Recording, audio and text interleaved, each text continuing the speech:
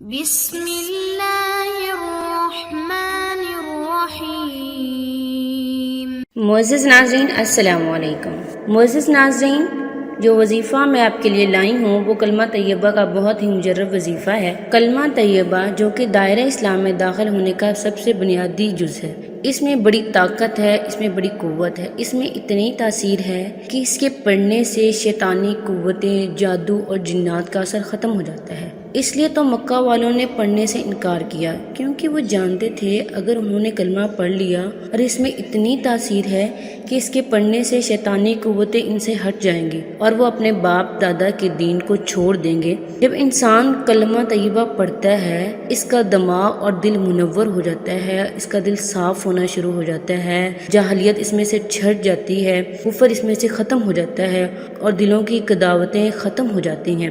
معزز ناظرین، اس لیے تو نبی صلی اللہ علیہ وسلم نے فرمایا کلمہ پڑھو تاکہ تم کامیاب ہو جاؤ۔ ہمیں آپ صلی اللہ علیہ وسلم نے کامیابی کا طریقہ بتایا، پھر ہم لوگ کیوں ناکام ہیں، پریشان ہیں، ہماری زندگیوں میں برکت نہیں ہے، ہماری زندگیوں میں پریشانیاں ہی پریشانیاں اور آفات ہی آفات ہیں، جبکہ نبی صلی اللہ علیہ وسلم تو کافر سے بول رہے ہیں کہ تم کلمہ طیبہ پڑھو اور کامیاب ہو جاؤ گے۔ معزز ناظرین، اسے پڑھنے کا طریقہ یہ ہے، معزز ناظرین، ہم میں سے کوئی بھی ایسا نہیں ہوگا جو کلمہ طیبہ کو پڑھتا ہوگا۔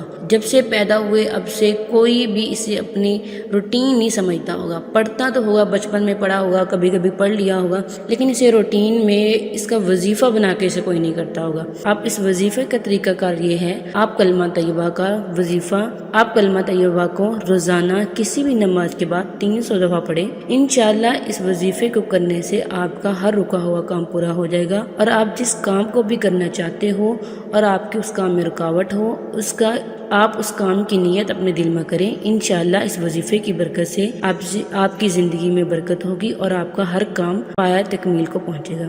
معزز ناظرین، آپ وظیفے کو سچے دل سے اللہ تعالیٰ پر توکل کے ساتھ کریں گے، انشاءاللہ آپ کا ہر کام پایہ تکمیل کو پہنچے گا۔ اللہ تعالیٰ کا خصوصی کرم ہوگا، اس کی بڑی رحمت ہوگی۔